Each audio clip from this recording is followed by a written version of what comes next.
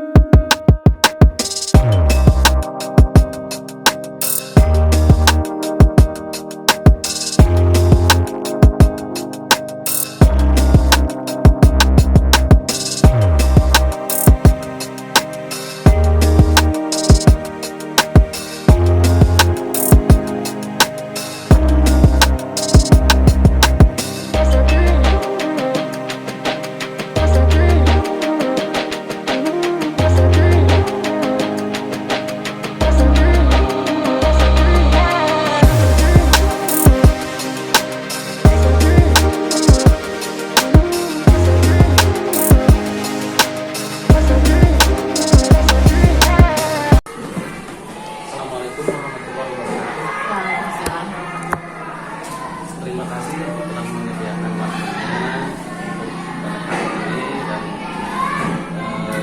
hari ini saya ada tugas Ibu. Saya ini kan sedang melaksanakan pendidikan penggerak ya. Jadi kebetulan saat ini saya sedang mempelajari modul 3.1 nih. Jadi modul 3.1 itu berkaitan dengan pengambilan keputusan berkaitan dengan nilai-nilai kebajikan ya, sebagai pemimpin lah. Jadi di modul ini saya itu ada tugas untuk melakukan wawancara dengan ibu berkaitan pengalaman ibu khususnya sebagai seorang pemimpin dalam mengatasi atau membuat keputusan gitu ya terkait kasus-kasus yang terjadi selama ini di sekolah seperti itu. Ini nanti ada beberapa pertanyaan yang akan saya ajukan. Intinya lah begini, saya mengambil apa istilahnya ilmu lah dari itu yang pernah lakukan. Saya menyerap ilmu, nah seperti itu kira-kira. Kita langsung saja ke pertanyaan yang pertama ini ya Bu ya. Nah, ini selama ini nih Ibu mengidentifikasi kasus-kasus yang terjadi itu sebagai baik itu sebagai dilema etika ataupun kebutuhan moral itu seperti apa? Saya akan mencoba menjawab ya Pak Asep. Dilema etika menurut saya adalah situasi di mana ada dua atau lebih pilihan yang masing-masing memiliki implikasi moral yang berlawanan. Dalam dilema etika, kedua pilihan memiliki keuntungan dan kerugian yang masing-masing sulit untuk menentukan pilihan yang paling benar. Dilema etika sering muncul ketika saya menjalankan tugas saya sebagai kepala sekolah dan memerlukan pertimbangan yang hati-hati dan kompleks untuk mencapai solusi yang sesuai dengan nilai-nilai moral yang berlaku. Nah, dalam dilema etika intinya kita harus memutuskan di antara dua pilihan yang benar, sedangkan rujukan moral adalah pilihan di antara benar dan salah. Mungkin seperti itu Pak Asep yang bisa saya. Itu bahwa dilema etika itu memang ada dua pilihan Iya, iya. Cuman kalau dilema etika identik pilihan tersebut, pilihan yang pertama menurut kita benar, gitu ya. Menurut nilai kebajikannya, Ya. dan yang pilihan kedua juga benar. Nah, kalau bukan moral tadi yang sesuai yang disampaikan, memang di satu sisi benar, tapi yang satu salah. Ya. Yang intinya tidak sesuai dengan aturan, Ya. seperti Ya. itu ya. Jadi itu dilema etika atau bujukan. Nah, untuk pertanyaan selanjutnya nih Bu, bagaimana nih Ibu dalam menjalankan 9 keputusan di sekolah, terutama untuk kasus-kasus ini Bu? Jadi ada dua kepentingan, yang satu adalah benar dan yang satu lagi benar. Jadi dua-duanya mengandung nilai kebajikan. Selama ini yang Ibu lakukan menjalankan pengambilan keputusan seperti itu seperti apa ya? Mungkin seperti ini ya Pak Asep, dalam hal pengambilan keputusan di sekolah, biasanya saya melibatkan pihak-pihak terkait seperti guru, siswa, orang tua, dan kepala sekolah. Mereka dapat berkumpul untuk membahas masalah dan mempertimbangkan berbagai faktor dan nilai-nilai untuk mencapai keputusan. Mencapai keputusan yang terbaik bagi semua pihak yang terlibat. Dalam kasus-kasus di mana ada dua kepentingan yang sama-sama benar atau sama-sama mengandung nilai kebajikan, hal terpenting yang perlu dilakukan adalah memastikan bahwa semua pandangan dan kepentingan diterima dan dipahami dengan baik dan mencari solusi yang mengakomodasi semua kepentingan tersebut sebanyak mungkin. Demikian mungkin. Menarik sekali ya Bu, yang Ibu jalankan. Jadi intinya ada kolaborasi ya Bu, seperti itu ya Bu ya. Jadi ada kerjasama. Ya, nanti mungkin dari beberapa orang tersebut ada banyak pikiran-pikiran atau yang bisa mempermudah istilahnya ya, dan yang Ibu nanti akan putuskan dalam sebuah keputusan. Jadi intinya nanti bisa mengakomodasi ya semua kepentingan, diusahakan sebanyak mungkin bisa yang bisa menguntungkan orang sebanyak mungkin. Ya. Baik, untuk pertanyaan selanjutnya nih Bu. Nah, langkah-langkah atau prosedur seperti apa nih yang biasa Ibu lakukan selama ini menghadapi kasus-kasus khususnya dilema etika ini? Ya. Nah, jadi selama ini yang saya lakukan ketika mengambil keputusan dalam kasus dilema etika, yaitu tentunya dengan mengecek terlebih dahulu kebenaran kasus yang terjadi, kemudian mengkonfirmasinya kepada semua pihak yang terlibat, kemudian melakukan identifikasi dan analisis kasus. Nah, selanjutnya melakukan koordinasi dengan semua pihak yang berkepentingan dan sesegera mungkin menguji pengambilan keputusan, dan terakhir menetapkan keputusan tersebut. Seperti itu. Iya, jadi rinci sekali ya Ibu kalau menghadapi sebuah kasus memang ada langkah-langkah tertentu seperti itu ya. Jadi tadi yang pertama yang diutamakan yang mengecek terlebih dahulu kebenaran berita tersebut ya, atau kasus tersebut. Kemudian yang kedua mengkonfirmasi seperti itu. Selanjutnya dia melakukan analisis, kemudian melakukan koordinasi semua pihak, kemudian menguji keputusan yang akan ditetapkan, dan akhirnya seperti yang tadi disampaikan mengambil keputusan. Jadi ada langkah-langkah tertentu ya. Baik, ini merupakan ilmu yang bermanfaat bagi saya nih terkait pengalaman pengambilan keputusan yang dilakukan oleh Ibu. Nah, untuk pertanyaan selanjutnya nih Bu, selama ini apa yang Ibu anggap efektif ketika Ibu melakukan pengambilan keputusan, terutama pada kasus dilema etika ini? Jadi hal-hal yang efektif lah menurut Ibu. Mungkin hal-hal yang paling efektif menurut saya yaitu kerjasama dan kolaborasi di antara semua yang berkepentingan. Saya selalu koordinasi dengan semua pihak.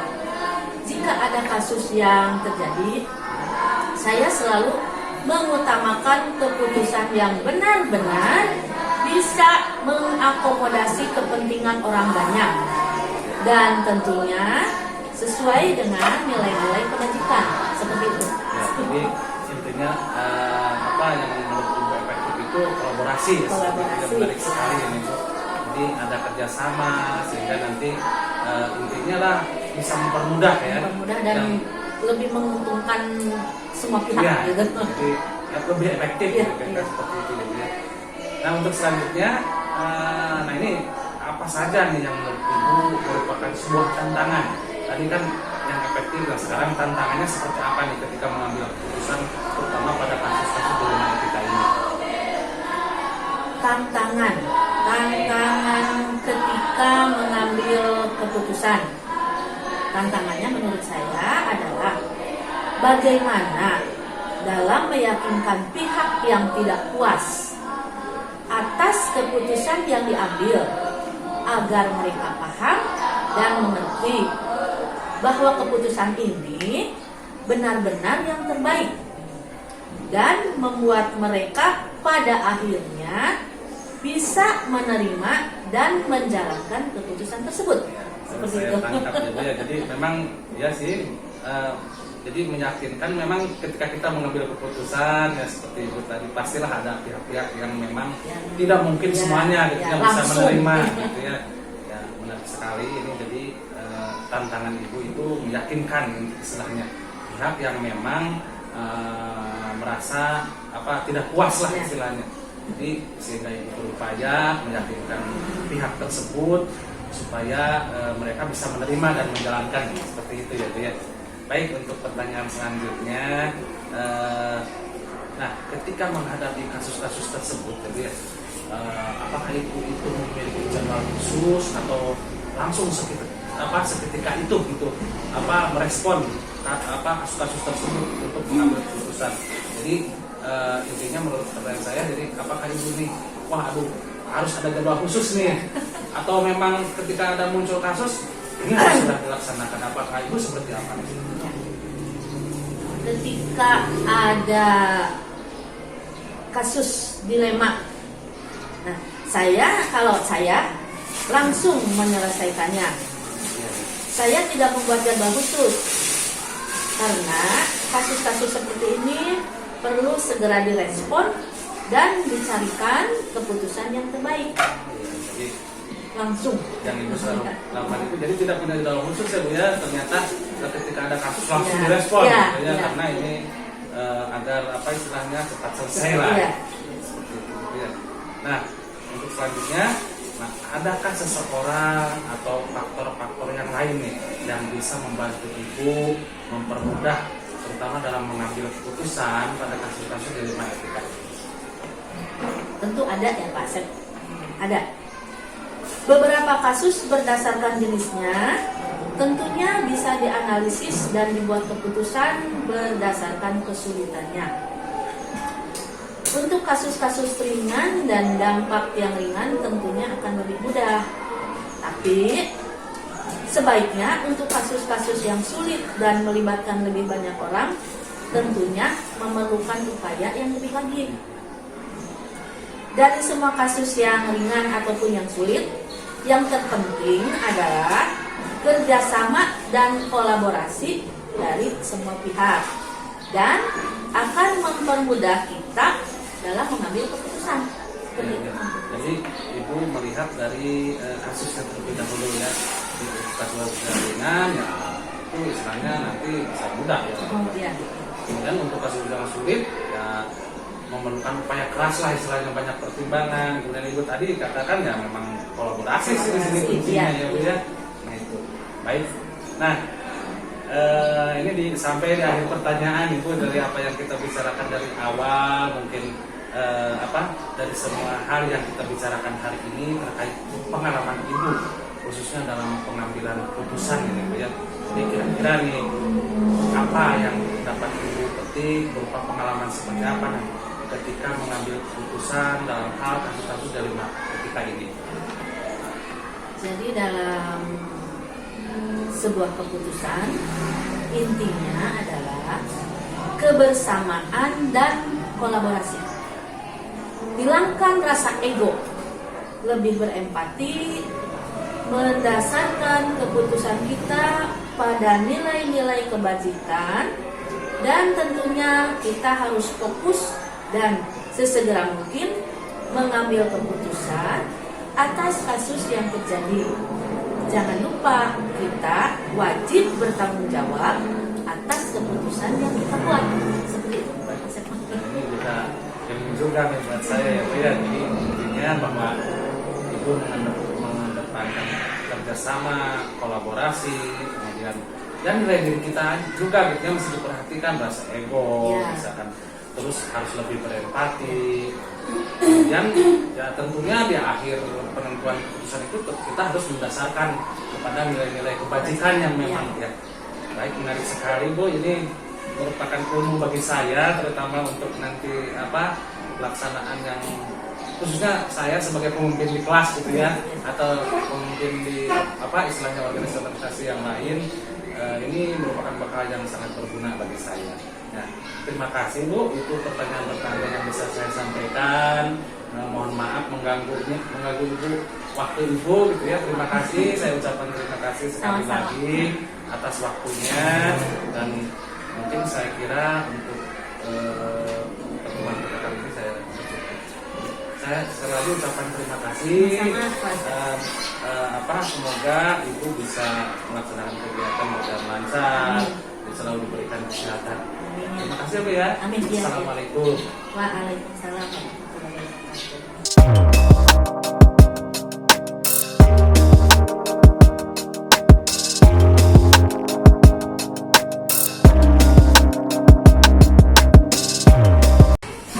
Assalamualaikum warahmatullahi wabarakatuh. Waalaikumsalam warahmatullahi wabarakatuh. Bagaimana kabarnya hari ini? Alhamdulillah sehat.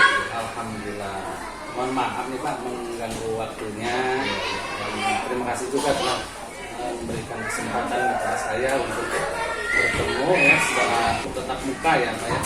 Jadi begini nih Pak, saya ini kan sedang melaksanakan pendidikan berat nih Pak.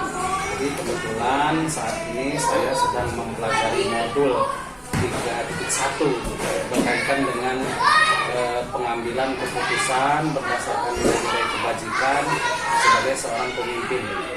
Nah ini saya ini dalam modul ini ada tugas. Nah, tugasnya ini istilahnya melakukan wawancara terkait pengalaman Bapak sebagai seorang pemimpin ketika menemui kasus-kasus gitu ya. Jadi nanti bisa diceritakan pengalaman Bapak dalam mengambil keputusan ketika menghadapi beberapa kasus. Intinya nanti saya istilahnya bisa menyerap ilmu lah. Kebetulan baru 1 tahun ini saya.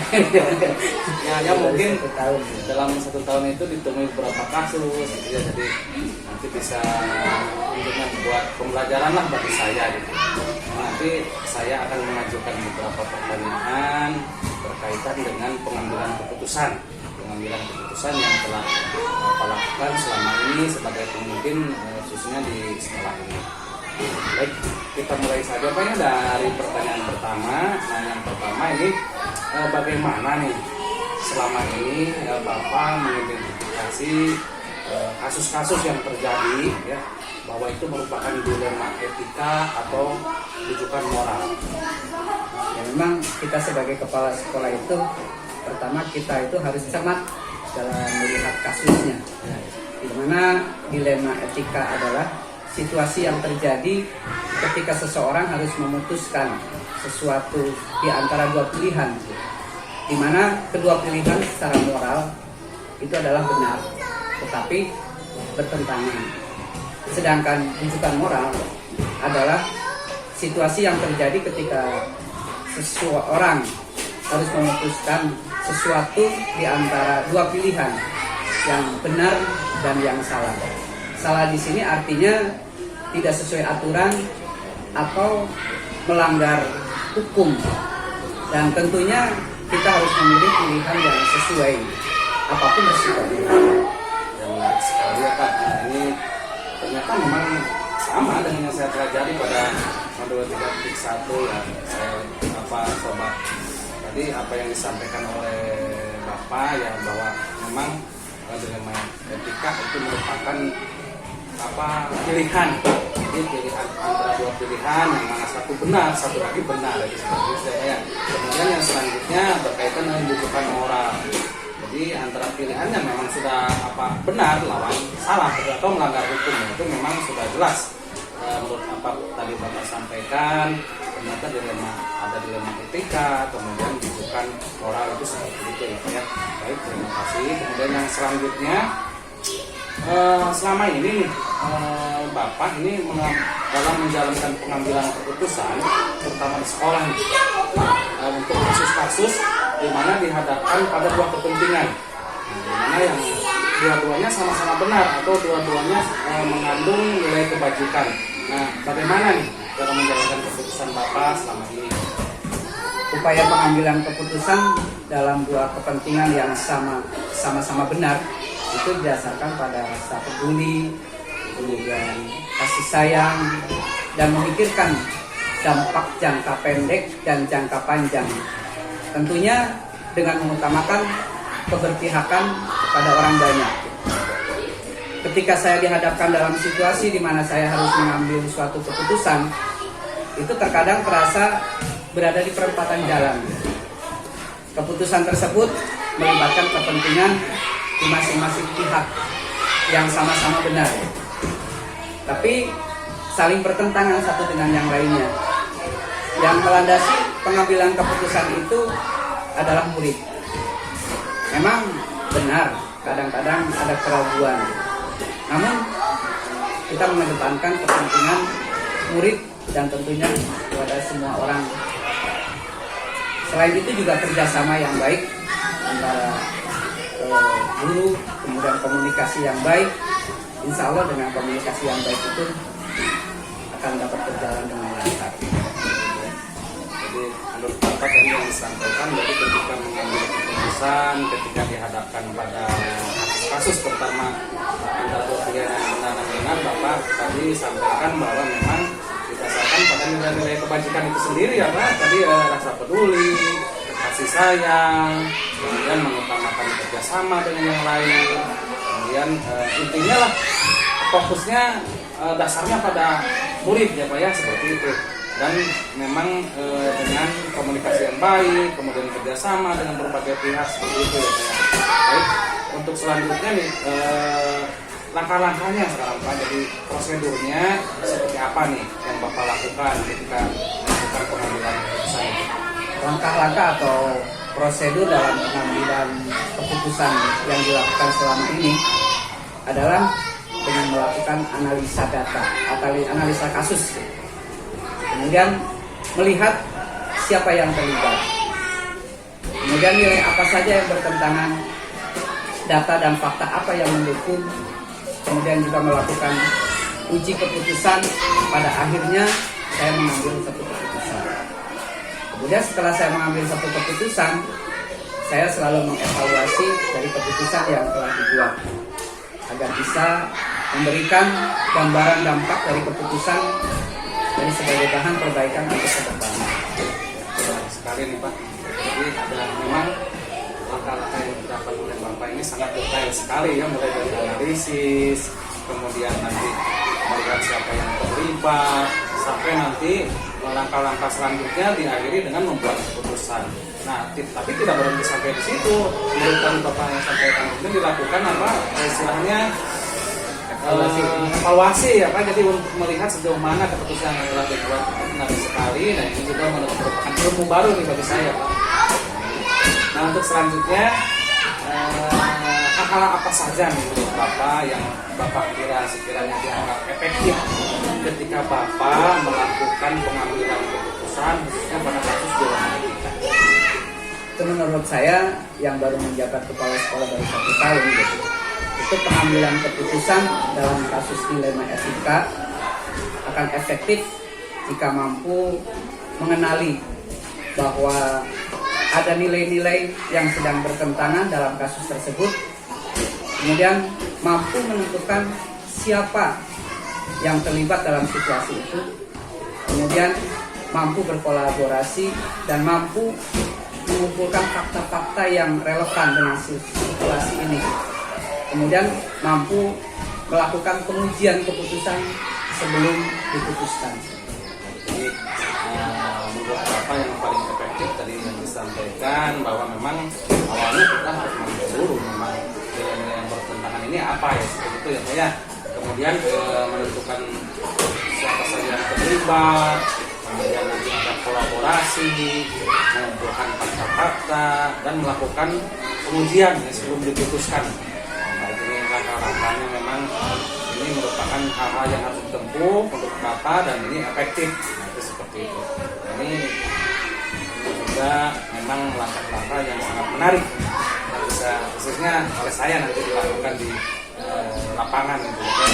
Nah, untuk pertanyaan selanjutnya, ini tadi kan yang efektif nih. Nah, sekarang yang merupakan tantangan nih.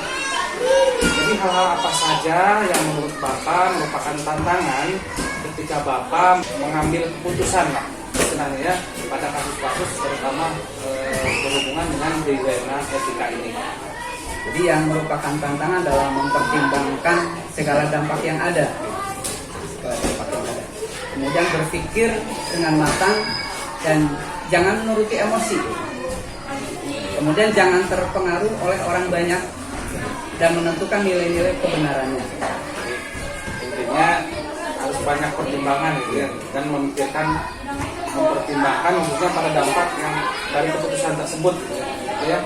Kemudian kita harus juga mengontrol emosi, kemudian jangan menuruti ya istilahnya menurut emosi kita lah istilahnya ya, harus pintar-pintar berpikir dengan matang, kemudian jangan terpengaruh oleh memang orang-orang yang tidak mengetahui gitu ya kasus-kasus tersebut dan menentukan nilai-nilai yang memang benar, paling benar di antara nilai-nilai yang bertentangan gitu.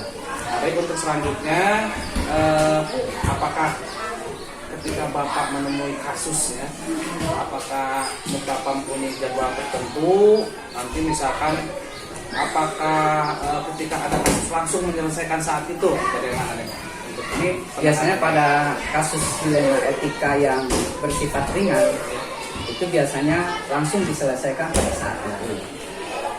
Namun untuk masalah-masalah yang lebih besar itu biasanya diperlukan jadwal, kemudian juga diperlukan jadwal untuk menyelesaikan dan dilaksanakan sesuai dengan prosedur dan harus pertimbangan yang matang.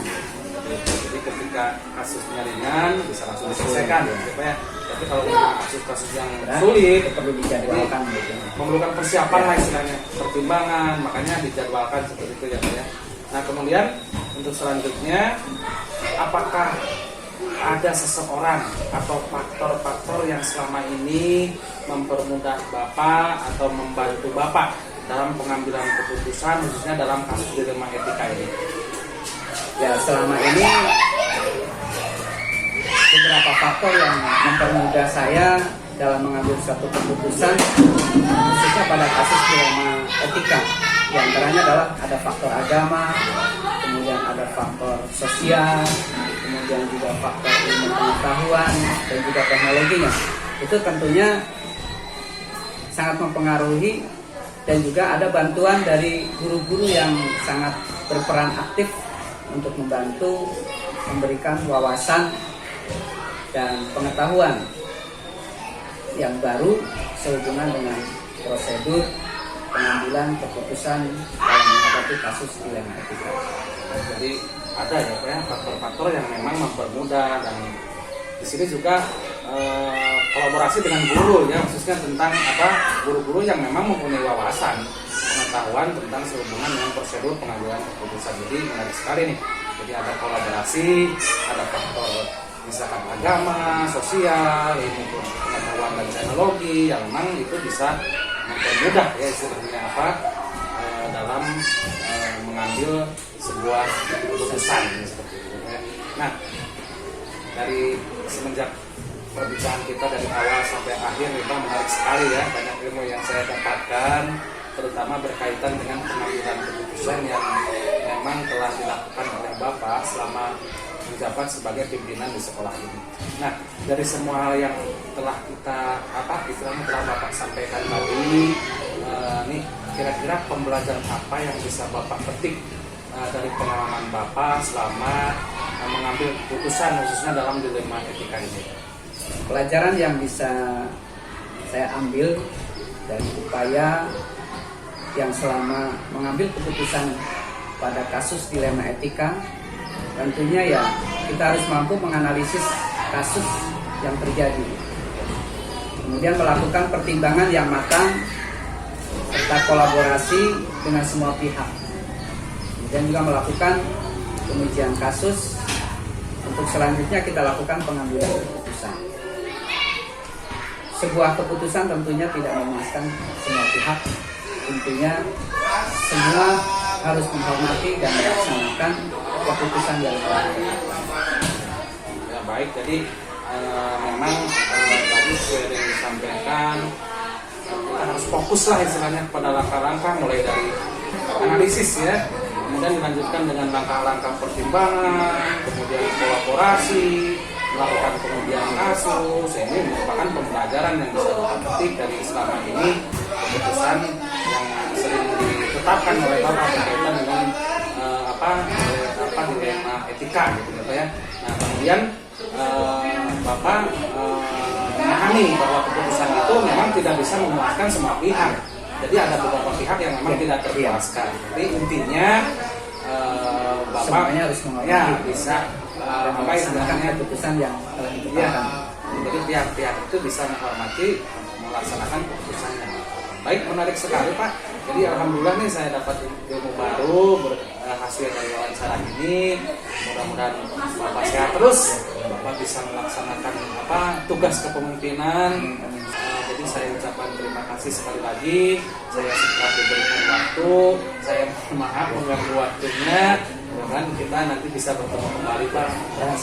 Mudah-mudahan juga Pak Asep selaku penggerak mungkin bisa menerapkan ya nanti pada pelaksanaan. Mungkin untuk pertemuan kali ini sudah sekian Pak. Sekali lagi saya ucapkan terima kasih. Saya pamit undur diri karena saya ada kegiatan lain nih Pak. Terima kasih sekali lagi. Mungkin itu yang bisa saya sampaikan. Terima kasih. Assalamualaikum warahmatullahi wabarakatuh.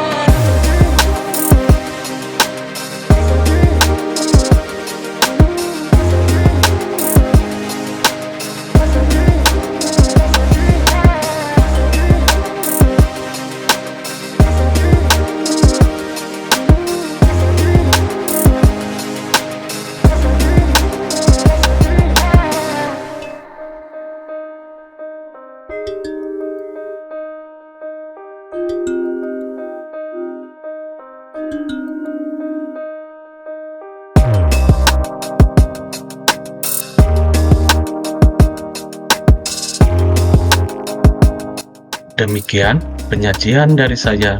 Salam bahagia, salam guru penggerak. Wassalamualaikum warahmatullahi wabarakatuh.